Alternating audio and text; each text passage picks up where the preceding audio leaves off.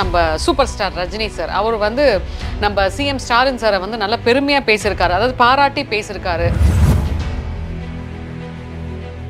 தமிழக முதல்வர் போட்டிக்கு தயாராகிவிட்டார். எந்த முனையில் போட்டி வந்தாலும், விஜய் வந்தாலும் சரி, இல்லை எல்லா முனைகளிலும் அவர் இருந்தாலும் அவர் தயார்படுத்திக் கொண்டிருக்கிறார். திமுகவை ஓரங்கட்ட வேண்டும், திமுக அரசை வீழ்த்த வேண்டும் என்ற நோக்கத்தில் தான் அவர் கட்சி அமைச்சிருக்கிறாரு. இல்லை, வாய்ப்பே இல்லை. நானே நிறைய இன்டர்வியூவில் நான் சொல்லியிருக்கேன், விஜயகாந்துக்கு மாற்று விஜய் இல்லைங்கிறத நான் ஆணித்தரமாகவே பதிவு செஞ்சுருக்கேன். கல்வி உதவி விழா என்னை பொறுத்த மட்டும் நடிகர் சூர்யா கல்விக்கு செய்த உதவியை விட கம்பேர் பண்ணும்போது நடிகர் விஜய் அவர்கள் செய்த உதவி வந்து ரொம்ப கம்மின்னு தான் நான் சொல்லுவேன்.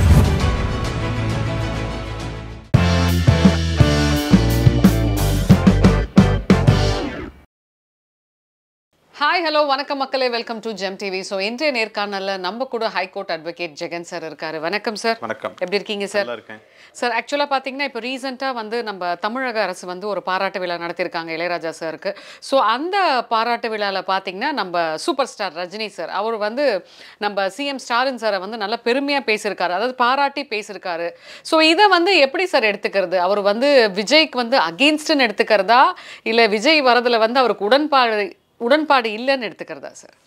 தமிழக அரசு சார்பாக எடுக்கப்பட்ட ஒரு விழா, இசைஞானி இளையராஜா அவர்களுக்கு சிம்போனி இசை அமைத்து வெற்றிகரமாக முடித்துவிட்டு வந்ததுக்கு அப்புறமா ஒரு பாராட்டு விழா எடுக்க வேண்டும் என்று தமிழக அரசு சார்பில் எடுக்கப்பட்ட ஒரு விழா.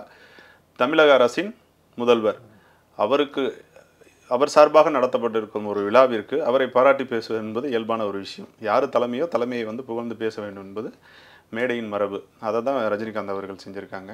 அதன் அடிப்படையில் வந்து அவர் வந்து போட்டிக்கு தயாராகிவிட்டார் என்கிற ஒரு கருத்துக்களெல்லாம் அவர் சார்பாக பதிவு செஞ்சுருக்காரு. என்னை பொறுத்தவரை ரஜினிகாந்த் அவர்கள் எந்த ஒரு அரசியல் உள்நோக்கமும் இல்லாத ஒரு பேச்சாக தான் நான் நினைக்கிறேன். அதே சமயத்தில் அவர் ஆளும் பாஜக அரசாக இருந்தாலும் சரி, ஆளும் திமுக அரசாக இருந்தாலும் சரி, யாரையுமே வந்து அவர் தரக்குறைவாகவோ இல்லை விமர்சித்தோ எப்பயும் பேட்டி அளிக்கக்கூடிய ஒரு நபர் அல்ல. அவங்க மீட்டிங் கூப்பிட்டாலும் போய் மேடை மரபு என்னவோ அதை ஃபாலோ பண்ணிவிட்டு அவங்களை புகழ்ந்து பேசுவார். அவர்கள் இருவருக்கும் நடந்த விஷயங்களை வந்து ஷேர் பண்ணக்கூடிய ஒரு நபர் தான். அது மாதிரி பாஜக அரசு இருந்தாலும் அது போன்ற ஒரு மேடை நாகரிகத்தை பின்பற்றக்கூடிய ஒரு நபர். அதன் அடிப்படையில் பார்த்திங்கன்னா தமிழக முதல்வர் போட்டிக்கு தயாராகிவிட்டார். எந்த முனையில் போட்டி வந்தாலும், விஜய் வந்தாலும் சரி, இல்லை எல்லா முனைகளிலும் அவர் இருந்தாலும் அவர் தயார்படுத்தி கொண்டிருக்கிறார் அப்படிங்கிறத அவர் சொல்லியிருக்கிறாரு. ஸோ சிஎம்மை பொறுத்த மட்டும் போட்டிக்கு தயாராகிட்டுங்கிறத வந்து அவர் தெளிவாக சொல்லியிருக்கிறாங்க. எத்தனை எதிர்ப்புகள் வந்தாலும் அவரை வந்து அதை வெற்றி பெறக்கூடிய வலிமையை அடைஞ்சிருக்காங்கிறத வந்து இலைமறையாக சொல்லியிருக்கிறாரு. ஸோ அதை வந்து விஜய்க்கு போட்டியாக நம்ம எடுத்துக்க முடியாது. ஏன்னா இவர் செய்த நலத்திட்டங்களை முன்னிலைப்படுத்தி அதை வந்து செய்தி ஊடகங்களாகவோ காட்சி ஊடகங்கள் வழியாகவோ அதை வந்து விளம்பரப்படுத்தி செய்வதற்கு தயாராக இருக்கிறார் அப்படிங்கிறத தான் அவர் சொல்லியிருக்கிறாரு. இப்போ ஆளும் கட்சியாக இருக்கக்கூடிய நம்ம டிஎம்கேக்கு வந்து விஜய் கட்சி தமிழக வெற்றி கழகம் வந்து ஒரு போட்டியாக வந்து இருக்கும்னு நினைக்கிறீங்களா சார்? கண்டிப்பாக. அவர் பேசும்போதே சொல்கிறாரு, பாசிச பாஜக என்பதை மென்ஷன் பண்ணுறாரு. அதே சமயத்தில் அரசியல் எதிரி திமுக தாங்கிறதையும் மென்ஷன் பண்ணுறாரு. அதனால் போட்டி இல்லைங்கிறதெல்லாம் வந்து இங்கே பேச்சே கிடையாது. திமுகவை ஓரங்கட்ட வேண்டும், திமுக அரசை வீழ்த்த வேண்டும் என்ற நோக்கத்தில் தான் அவர் கட்சி அமைச்சிருக்கிறாரு. அதன் அடிப்படையில் தான் அவரோட செயல்பாடுகள் எல்லாமே இருக்குது. ஒவ்வொரு மேடையிலையுமே வந்து பாஜக அரசையும் சரி, திமுக அரசையும் சரி அவர் விமர்சித்து தான் பேசிகிட்டு இருக்கிறாரு. ஸோ அது போட்டிங்கிறதுல எந்த மாற்று கருத்து? இப்போ நம்ம ஆளும் கட்சியை வந்து விமர்சிக்கிற அளவுக்கு வந்து இவங்களுக்கு என்ன சார் வந்து ஒரு குவாலிட்டி இருக்குன்னு இவங்க நினைக்கிறாங்க? இல்லை, கட்சி ஆரம்பித்ததுக்கப்புறம் விமர்சிப்பதற்கு வந்து குவாலிட்டி தேவையில்லை. ஏன்னா அவர்களை எதிர்த்து அரசியல் கட்சி ஆரம்பித்து விட்டு நான் தான் முதல் வேட்பாளர்னு அறிவிச்சிட்டாரு. 234 தொகுதியில் உங்கள் விஜய் நான் தான் நிற்கிறேன்னு சொல்லிட்டு அவர் பிரபலப்படுத்தி அவர் வந்து முன்னிலைப்படுத்தி கொண்டிருக்கிற வேலையில் வந்து அரசு செய்யும் சில விஷயங்களை வந்து சுட்டிக்காட்டி அரசு வந்து மக்களுக்கு செய்ய தவறியது என்ன, அவர்கள் கொடுத்த தேர்தல் வாக்குறுதியின் அடிப்படையில் எத்தனை வாக்குறுதிகளை நிறைவேற்றிருக்கிறாங்கன்னு சொல்லி அரசு சொல்கிறாங்க. எத்தனை வாக்குறுதிகளை நிறைவேற்றவில்லை. குறிப்பாக நீட்டுக்கு விலக்கு வாங்கி தரேன்னு சொன்னாங்க, கேஸ் மானியம் கொடுக்குறேன்னு சொன்னாங்க, மகளிர் உரிமை தொகை எல்லாருக்கும் கொடுக்குறேன்னு சொன்னாங்க, அனைத்து மகளிருக்கும் கொடுக்குறேன்னு சொல்லிட்டு அப்புறம் தகுதி வாய்ந்த நபர்களுக்கு மட்டும் கொடுக்கணும்னு சொல்லிட்டு பின்வாங்கியிருக்கிறாங்க.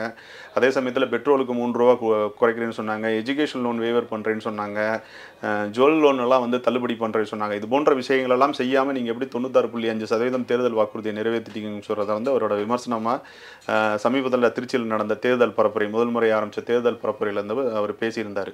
ஸோ இதுக்கு கட்சி ஆரம்பித்தாச்சு, நான் தான் தலைவர்னு அறிவிச்சாச்சு, நான் தான் முதல்வர் வேட்பாளர்னு அறிவிச்சாச்சு. ஸோ விமர்சனம் பண்ணி தான் ஆகணும். ஓகே. இப்போ ரீசெண்டா ஒரு இடத்துல வந்து அவர் சொல்லியிருக்காரு சார், நம்ம விஜய் சொல்லியிருக்காரு. அதாவது எப்படின்னா, மாசம் ரூ. 1000 பென்ஷன் குடுக்குறாரு இல்லையா? ஸோ அந்த காச வச்சு என்ன பண்ண முடியும்? அப்படின்ற மாரி இவர் ஒரு பொது விமர்சனம் குடுத்திருக்காரு. இவரு இத்தன நாள் வந்து கோடிக்கணக்குல சம்பாரிச்சு நடிச்சிருக்காருல்ல. இவரு எத்தன பேருக்கு உதவி பண்ணியிருக்காரு? இல்ல இப்ப நிறைய விஷயங்கள் நம்ம இத பேசினா உள்ளார்ந்து டெப்த்தா போய் பேசணும்னா, விஜய் வந்து விஜயகாந்துக்கு மாற்றான்னு சொல்லி நிறைய கொஸ்டின் வந்து வாய்ப்பே இல்ல சார். இல்ல வாய்ப்பே இல்ல. நானே நிறைய இன்டர்வியூல நான் சொல்லியிருக்கேன். விஜயகாந்துக்கு மாற்று விஜய் இல்லங்கிறத நான் ஆணித்தரமாவே பதிவு செஞ்சிருக்கேன். அதே சமயத்துல ரூ. 1000 குடுப்பது மகளிருக்கு வந்து எந்த வகையில போய் அவங்களுக்கு வந்து தேவையை பூர்த்தி செய்யுங்கிறது வந்து நம்ம வந்து அத வந்து ஆராய வேண்டிய விஷயமே கிடையாது. ரூ. 1000 சில பேருக்கு வந்து அடிப்படை தேவைகளுக்கு உதவி செய்யக்கூடிய ஒரு பணமா இருக்கும். சில பேர் ரூ. 1000ங்கிறது ஒரு சேவிங்ஸ், ஒரு அடிஷனல் இன்கம் ஒரு ரூ. 1000 வந்து அவங்களோட குழந்தைக்கு வந்து போஸ்டல் சேவிங்ஸோ இல்ல ஒரு இன்சூரன்ஸ் கட்டுவதற்கோ ஏதாவது ஒரு விஷயத்துக்கு செய்யக்கூடிய ஒரு விஷயமா இருக்கும். இந்த ரூ. 1000ங்கிறது ஒரு பெரிய தொகை இல்லாவிட்டாலும் யாரும் செய்ய முடியாததை இந்த அரசு செஞ்சிருக்கு. முதல் முறையா தமிழ்நாட்டில் மகளிருக்கு உரிமை தொகை தருவோம் என்று தேர்தல் வாக்குறுதியில் அனைத்து தகுதியான மகளிருக்கும் சொல்லிட்டு ஓரளவு மகளிர்களுக்கு கொடுத்துருக்காங்க. இப்போ அடிப்படையாக வந்து நான் எல்லா மகளிருக்கும் கொடுக்குற ஸ்கீம் எலெக்ஷனை ஒட்டி சில விஷயங்கள்லாம் பண்ணிட்டு இருக்காங்க. ஸோ ரூ. 1000ங்கிறது முதல் முறையாக திமுக அரசு சார்பாக கொடுக்கப்பட்ட தொகை. அதனால மகளிருக்கு வந்து எந்த அளவுக்கு பயன்படுதுங்கிறத நம்ம ரொம்ப அலசி ஆராய்ச்சி பண்ண தேவையில்லை. கொடுக்குறேன்னு சொன்னதை கொடுத்துருக்குறாங்க. ஆனால் எல்லாருக்கும் கொடுக்கலைங்கிறது வந்து தேர்தல் வாக்குறுதியை நிறைவேற்றவில்லைங்கிறத நம்ம பார்க்கணும். அதே சமயத்தில் விஜய் அவர்கள் வந்து நான் வந்து உச்சத்தில் இருக்கும்போது நான் வந்திருக்கிறேன், நான் பார்க்காத பணம் இல்லை அப்படின்னு சொன்னதன் அடிப்படையில் அவர் அரசியலுக்கு வந்ததுக்கு அப்புறம் தான் சில நலத்திட்டங்கள் செஞ்சுருக்காரு. இன்ஃபேக்ட் நானே நிறைய இன்டர்வியூவில் இதுக்கு முன்னாடி பேசியிருக்கேன். நீங்கள் பார்த்தீங்கன்னா தெரியும். ஸோ கல்வி உதவி விழா என்னை பொறுத்த மட்டும் நடிகர் சூர்யா கல்விக்கு செய்த உதவியை விட கம்பேர் பண்ணும்போது நடிகர் விஜய் அவர்கள் செய்த உதவி வந்து ரொம்ப கம்மின்னு தான் நான் சொல்லுவேன். ரெண்டாவது வந்து ஒரு முதல் மதிப்பெண் பெற்ற மாணவிக்கு வைரம் எந்த வகையிலும் யூஸ் ஆக போகிறது கிடையாது. ஸோ ஒருவேளை தங்கம் கொடுத்தா யூஸ் ஆகும். அதே சமயத்தில் அவருக்கு மேல் படிப்புக்காக அதற்கான கல்வி கட்டணத்தை எல்லாத்தையும் எடுத்துக்கிட்டா அவங்களுக்கு வந்து அடுத்த லெவலுக்கு அவங்க வந்து விருப்ப படிப்புகளை வந்து அவர்கள் வந்து கட்டணம் இல்லாமல் படிப்பதற்கான வாய்ப்பெல்லாம் உருவாக்கி தரலாம். ஸோ நான் டிஃப்ரெண்ட்டாக பண்ணுறேங்கிறதுனால வைரம் மோதிரம் போடுறது, ஸோ இதெல்லாம் வந்து வைரம் இன்னைக்கு தேவைக்கு பணமாக்கக்கூடிய வாய்ப்பெலாம் வந்து ரொம்ப குறைவு. ஸோ அது வந்து நானும் ஏதாவது ஒன்று பண்ணணும், டிஃப்ரெண்ட்டாக பண்ணணுங்கிறத தான் அவர் செஞ்சிட்ருக்காரு. ஒழிய மாணவர்களுக்கு அது உதவிகரமாக அமையுங்கிறதெல்லாம் தெரியல. ஏதோ ஒரு சூப்பர் பாயிண்ட் இப்போ நீங்கள் சொன்னீங்க சார். ஒரு அட்வொகேட், ஒரு சீனியர் அட்வொகேட் இப்போ நீங்கள் சொல்கிறீங்க எதை யாருக்கு எப்படி செய்யணுன்றது ஒரு சோஷியல் ரெஸ்பான்சிபிலிட்டியோட நீங்கள் சொல்கிறீங்க. இவர் எப்படி சார் ஒரு தலைவராக முடியும்? ஏன்னா ஒரு ஒரு ஒரு சராசரி ஒரு பெண்ணுக்கு என்ன வேணும், இப்போ வைர மோதிரத்தை கொடுத்து அதை போய் அவங்க விற்று ஏதாவது பண்ணுறதுக்குள்ளே அவங்களுக்கு போக தள்ளிடும். ஸோ ஒரு சராசரி தேவைக்கு என்ன ஒரு அங்கீகாரம் கொடுக்கறதுன்றே அவருக்கு தெரியல. இவர் எப்படி சார் வந்து ஒரு நல்ல தலைவராக இருக்க முடியும்? இல்லை, நான் வந்து இது விமர்சன பொருளாக தான் வச்சிருக்கேன் வெளியே. வைரம் கொடுத்தா தான் தலைவர், தங்கம் கொடுத்தா தான் தலைவர், என்ன வேணும்னு தெரிஞ்சு கொடுக்குறவன் தான் சார் தலைவர். அதுதான் டிஃப்ரெண்ட்டாக ஏதோ ஒன்று பண்ணணும்னு சொல்லிட்டு மக்களை வந்து திசை திருப்பதற்காக வித்தியாசமாக நீ செஞ்சதை நான் செய்யலை, நான் வித்தியாசமாக செய்கிறேங்கிறதுக்காக. பட் அது எந்த அளவில் மாணவ மாணவிகளுக்கு பயந்தருங்கிறத வந்து அவர் ஒரு புரிதல் இல்லாமல் செய்கிறாருங்கிறத தான் நான் என்னோட கருத்தை பதிவு செய்கிறேன். மற்றபடி இதை பொறுத்த மட்டும் நம்ம என்கரேஜ் பண்ணுற ஒரு மாணவ மாணவிகளுக்கு ஒரு வித்தியாசமான முறையில் வந்து அவங்கள ஊக்கப்படுத்துறாரு.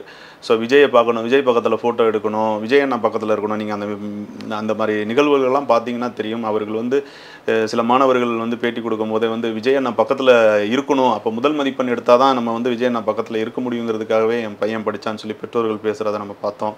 மாணவர்கள் மாணவிகளும் வந்து பேசுகிறத பார்த்தோம். ஸோ ஏதோ ஒரு வகையில் அவர்களை வந்து முதல் மதிப்பெண் எடுப்பதற்கு ஒரு காரணகர்த்தாவாக விஜய் இருக்கிறாருங்கிறத பார்த்துக்கணும். விஜய் சார்பாக செய்யக்கூடியதை தான் நம்ம விமர்சனம் பண்ணுறோம். மற்றபடி அவர் பண்ணுற நிகழ்வுகள், அவர் செய்கிற விஷயங்கள்லாம் வந்து மாணவ மாணவிகளுக்கு வந்து ஊக்கப்படுத்தும் விதமாக தான் அமைஞ்சிருக்கு. தலைவருக்கான குவாலிட்டி அதுதான். ஒரு விஷயத்தை வந்து இனிஷியேட் பண்ணும்போது அது ஏதாவது ஒரு வகையில் சொசைட்டிக்கு வந்து ஒரு பயனுள்ளதாக இருக்கணும். இவர் செய்கிற விஷயம் அந்த மாணவ மாணவிகளுக்கு ஒரு பயனுள்ளதாக இருக்குது. அத்தனை ரசிகர்களுமே வந்து வாக்கா மாறத்துக்கு வாய்ப்பு இருக்கா சார்? 100% வாக்காக மாறுவதற்கான வாய்ப்பு இல்லை. ஏன்னா கூட்டம் ரசிகர்களாக இருக்கட்டும், பொதுமக்களாக இருக்கட்டும், ஒரு நடிகர் நடிகைகளை விரும்பி வந்து தேடி வந்து அவர்கள் இருக்கும் இடத்தை பார்ப்பதுங்கிறது வந்து தென் இந்தியாவில் வந்து அது அதிகமாக இருக்கக்கூடிய ஒரு நிகழ்வு தான். அது என்டி ராமராவ் காலகட்டத்திலேருந்து, எம்ஜிஆர் காலகட்டத்திலேருந்து, ஈவன் நம்ம ராமராஜன் எம்பியாக இருக்கக்கூடிய காலகட்டத்திலேயே நம்ம காலகட்டங்களையே நம்ம நிறையா கேள்விப்பட்டிருக்கோம், பார்த்துருக்கோம். ஸோ ஒரு நடிகர்களுக்கு இருக்கிற மாஸ் வந்து எப்பயுமே வந்து ஒரு பிரம்மாண்டமாக தான் இருக்கும். ஈவன் வந்து திமுக ஆட்சி காலத்தில் வந்து வடிவேலை வச்சு தேர்தல் பரப்புரையெல்லாம் பண்ணாங்க. வடிவேலுக்கு வந்து பார்க்க வேண்டிய கூட்டம் வந்து திமுக வந்து கண்டிப்பாக ஆட்சி கட்டில் உட்காரணும்னு சொன்னாங்க. ஆனால் கண்டிப்பாக வந்து நிறைய இடங்களில் வந்து அவங்க பெரும் தோல்வியை தான் அடைஞ்சாங்க. ஸோ வடிவேலுக்கு வந்த கூட்டம் எல்லாம் வாக்காக மாறவில்லை. அதுபோல் தான் விஜய்க்கு வந்து கூட்டம் எல்லாம் வாக்காக மாறாது. ஆனால் விஜய்க்கு வந்து கண்டிப்பாக அரசியலில் ஒரு பெரிய மாற்றத்தை மாற்றத்தை ஏற்படுத்தக்கூடிய ஒரு சதவீதம் ஓட்டு வந்து கண்டிப்பாக அவர் நடிகர் விஜய் அவர்களுக்கு இருக்குங்கிறதுல எந்த மாற்றமும் கிடையாது. ஏன்னா அவர் ஸ்டார்டிங்லேயே வந்து ஒரு குறைந்தது 8 முதல் 12% வாக்குகளை வந்து அவர் ரிசர்வ் பண்ணி வச்சிருக்கிறாரு. இளைஞர்கள் பலம் நிறைய இருக்குது, ரசிகர்கள் பலம் நிறைய இருக்குது. சொந்த பணத்தை வந்து செலவு செய்து இளைஞர்கள் அவரை பார்க்க வருவதும் தேர்தலையும் கண்டிப்பாக அவருக்காக செலவு செய்து ஸோ பூத் கமிட்டிலாம் வந்து இன்றைக்கி ஒரு பிரபலமான கட்சிகள் கூட எல்லா பூத்துலேயும் வந்து உங்களுக்கு கமிட்டியில் வந்து ஆள் இல்லை. ஆனால் விஜய்க்கு பேசிக்காகவே எல்லா பூத் கமிட்டிலையும் ஒர்க் பண்ணக்கூடிய இளைஞர் பட்டாளம் இருப்பது வந்து அவருக்கு இருக்கக்கூடிய ஒரு மிகப்பெரிய வலிமையான ஒரு விஷயம். ஸோ அதனால் வந்து தேர்தலில் ஒரு மிகப்பெரிய மாற்றத்தை ஏற்படுத்தக்கூடிய ஒரு விஷயத்தை கண்டிப்பாக விஜயால் பண்ண முடியும். ஆனால் அவருக்கு எல்லா கூட்டமும் வாக்காக மாறுமா என்கிறது வந்து கண்டிப்பாக அது சந்தேகத்துக்கு உட்பட்ட ஒரு கேள்வி தான். இப்போது விஜயகாந்த் அவருக்கு இருந்த மாசை கம்பேர் பண்ணால் மற்றவங்களாம் ஒன்றுமே இல்லை அப்படின்னு தான் சார் சொல்ல முடியும். ஸோ அவராலேயே வந்து நிறைய ஹெல்ப் பண்ணியிருக்காரு, நிறைய விஷயங்கள் வந்து செஞ்சுருக்காரு. ஸோ அவராலேயே வந்து அந்த அரசியலுக்குள்ளே வந்து நிற்க முடியல.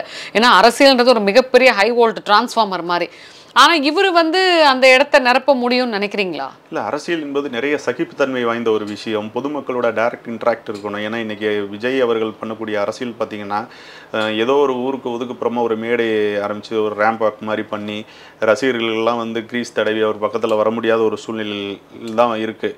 சரி, எம்ஜிஆர் அவர்கள் பண்ணிய அரசியலாக இருந்தாலும் சரி, விஜயகாந்த் பண்ணிய அரசியலாக இறங்கி செஞ்சாங்க, கமலஹாசன் இருந்தாலும் சரி, பொதுமக்களோடு இரண்டரை கலந்து ஒரு நட்பு பாராட்டி தோலை தழுவிலாம் வந்து அரசியல் பண்ணி தான் அவங்க அரசியல் களத்தில் வந்து இருந்து தான் அவங்க வெற்றி கனியை பறிச்சாங்க. அப்படி கம்பேர் பண்ணும்போது இன்னும் தொட முடியாத இடத்தில் தான் விஜய் அவர்கள் இருந்து கொண்டு இருக்கிறாரு. ஸோ இதுவே வந்து ஒரு பேசு பொருளாக தான் இருக்குது. இதைத்தான் அரசியல் எதிர்க்கட்சிகள் வந்து ஒரு விஷயமாக பேசி விஜய் அவர்கள் வந்து ரசிகர்களை எந்த ஒரு பக்கக்காயை யூஸ் பண்ணி அவர் அரசியல் களத்தை உருவாக்கி கொண்டிருக்கிறாருங்கிறத தான் அவங்க ஒரு விமர்சன பொருளாகவே வச்சுட்டு இருக்காங்க. அதுக்கே இது வரைக்கும் சரியான பதில் விஜய் அவர்கள் தரப்பிலிருந்து எதுவுமே கொடுக்கப்படவில்லை. இப்போ நீங்கள் எம்ஜிஆர்னு சொல்லும் போது இன்னொரு கேள்வி சார். அதாவது இப்போ அவர் மதுரையில் நடந்த 2வது மாநில மாநாடு அண்ட் இந்த திருச்சியில் அந்த தேர்தல் பரப்புரையில் பார்த்தீங்கன்னா வந்து அவர் பேசின பேச்சு வந்து இந்த மறைந்த அண்ணா மற்றும் எம்ஜிஆர் அவர்களோட கம்பேரிசன் மாதிரி இருக்குல்ல சார். ஸோ இது வந்து அவர் எப்படின்னா தன்னை வந்து அவங்களுக்கு ஈக்குவலாக வந்து காம்படேட் பண்ண ட்ரை பண்ணுறாரா சார்? இல்லை, அதுதான். சரி, இப்போ அண்ணா அவர்களாக இருக்கட்டும், எம்ஜிஆர் அவர்களாக இருக்கட்டும், திராவிட கழகத்திலேருந்து பிரிஞ்சு வந்தது தான் திராவிட முன்னேற்ற கழகம். அதோட ஃபவுண்டர் வந்து அண்ணா அவர்கள். அதே மாதிரி திராவிட முன்னேற்ற கழகத்திலேருந்து பிரிஞ்சு வந்து கட்சி ஆரம்பித்தது தான் அண்ணா திராவிட முன்னேற்ற கழகம். அதோட ஃபவுண்டர் பார்த்திங்கன்னா எம்ஜிஆர். ஸோ அது மாதிரி இவர் ஒரு கட்சி ஆரம்பிச்சிருக்காரு, அந்த கட்சியோட ஃபவுண்டர் நான்கிறதுனால அவங்கள கம்பேர் பண்ணி பேசுகிறாரு. ஸோ கொள்கை ரீதியிலான இதுவே வந்து ஒரு தவறான ஒரு முயற்சி தான் நான் சொல்வேன். ஏன்னா அவர் கட்சி ஆரம்பிக்கும் போது கொள்கை தலைவராக பெரியார் அவர்களையும் கர்ம வீரர் காமராஜ் அவர்களையும் வேலு நாச்சியார் அவர்களையும் எடுத்துக்கொண்டார். ஆனால் அதுக்கப்புறம் பார்த்தீங்கன்னா சம்மந்தமே இல்லாமல் வேறு கட்சிகளின் தலைவர்களை, ஏன்னா இவர் யாரை வந்து அரசியல் எதிரிங்கிறாரோ அந்த கட்சியை உருவாக்கியவர். அதிமுகவும் அது மாதிரி நிறைய விமர்சனம் பண்ணுறாரு. அந்த கட்சியை உருவாக்கி எம்ஜிஆர் அவர்களையும் வந்து தலைவர்களாக சித்தரித்து அவர்களை வந்து கொள்கை தலைவர்கள் போல் அவர்கள் திருச்சியில் முதல் பரப்புரை செஞ்சாங்க, அதை தான் நம்ம எடுத்துருக்குறோம். அண்ணா அவர்கள் போல் எம்ஜிஆர் அவர்கள் போலன்னு பேசுகிறது வந்து அவர் கொள்கையிலிருந்து எவ்வளோ தூரம் விலகி போகிறாருங்கிறத தான் நம்ம பார்க்க முடியுது. ஸோ அவர் வந்து ஏதாவது ஒரு வகையில் வந்து அதிமுகவோட வெற்றிடத்தை நம்ம நிரப்பிடணும், திமுகவோட வாக்கை வந்து நம்ம வாங்கிடணும் அப்படிங்கிறதன் அடிப்படையில் தான் இது போன்ற விஷயங்கள் அவர் செஞ்சுட்டு இருக்கிறாரு. ஸோ அவருக்கு கண்டென்ட் கொடுக்குறவங்க அந்த மாதிரி கொடுத்துட்டு இருக்காங்கன்னு நினைக்கிறேன். தவறான வழிகாட்டியாக இருந்துக்கிட்டு தானே இருக்கு. ஸோ ஒரு எழுதி படிக்கிறப்ப இனிமேல் கரெக்டாக எல்லாத்தையும் படிக்கணும்னு நினைக்கிறேன். எழுதி படிக்கிறது பிரச்சனை கிடையாது, எழுதி கொடுக்குறவங்க தான் இங்கே பிரச்சனை, கண்டென்ட் ரைட்டர்ஸ். மிக தெளிவான விளக்கம் சார். நன்றி. நன்றி.